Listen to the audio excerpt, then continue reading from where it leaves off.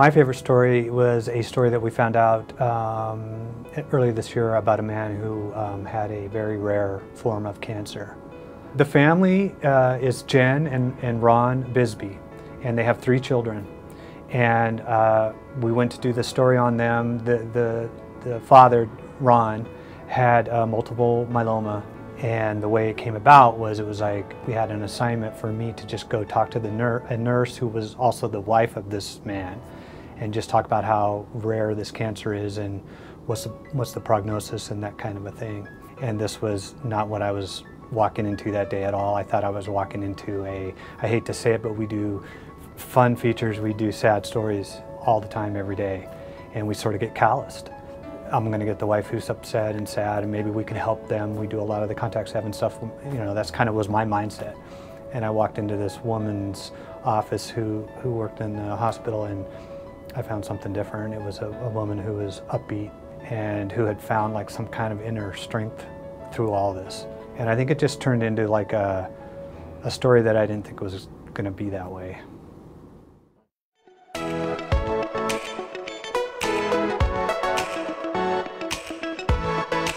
Our wedding. In the Bisbee home, I'm never bored. the gallery wall tells the story of love. A young family of 5 living their best life, balancing work, school, baseball, and everything else. Oh, that was a good one. Then came Ron's injury, or what they thought was an injury. I thought I had a torn rotator cuff when I was going in there. He was a pitcher back in the day. And I already knew, oh, you're just going to need surgery. It's okay, blah, blah. Jen, a nurse, Blood pressure is beautiful, 123/73. was certain it wasn't serious. He started complaining of like mostly shoulder pain. If she'd seen this kind of issue before, she'd seen it 1,000 times, with one notable exception. And then he started walking funny. He had some kind of hip pain. Well, then the medical assistant came up to get me, and she's like, why don't you just come to the appointment? Blindsided by a diagnosis they never saw coming. The worst news ever.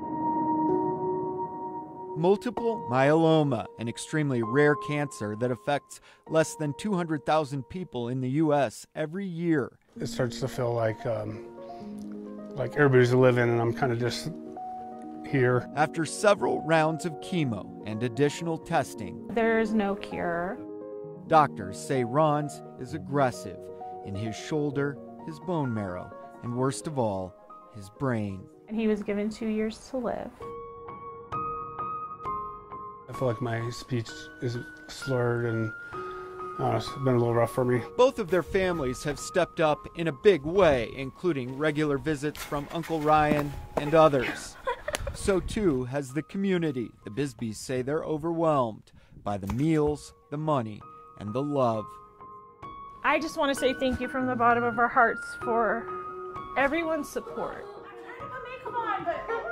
A tough road. His myeloma is out tricking the chemo, I'm telling you. It just is coming back and back and back. I always said like better me than like Jen or my kids, that's for sure. And yet, through it all, Those little precious moments. this couple somehow finds the strength to exhibit bravery, courage, and an unconditional commitment.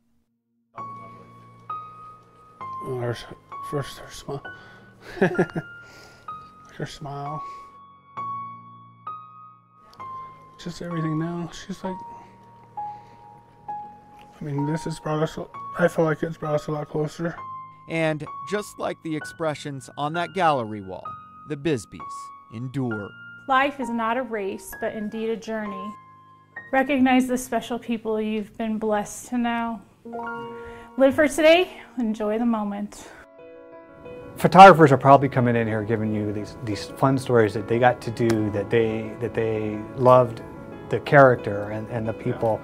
And I was sitting here thinking to myself, what story really affected me this year? Not so much what was my favorite story, but what story really affected me as a person, and that's the one I came up with because it was so obvious to me that this is something that we forget about sometimes in this business. We do our stories and we move on. I never moved on from this story, and in a really weird way, I'm glad. One of the things they said was they got closer. with this bad news. And I guess it was because they had to deal with it, and they had to talk serious talks versus what we tend to do in our life, which is just live day to day and move on and whatever. And it was weird to me that a relationship got closer because of a diagnosis that was fatal. But that's what happened. I got kind of a connection with this family after being with them for the whole evening, and I think where this story takes a really weird turn or strange turn for me personally was that I have this person now who incidentally texted me wanting to know my address to send me a Christmas card. And in the time being, from the time we did the story till now, the husband has passed away. And it's been a really hard thing for me because you're not supposed to get too attached to these stories. You're supposed to go in, do them, and then kind of move on to the next one. And we're human.